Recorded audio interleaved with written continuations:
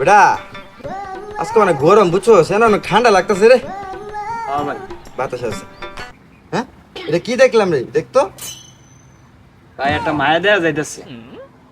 যা তো, যাই এলাকার বড় ভাই তোমার নাম্বারটা চাইছে, যা তো।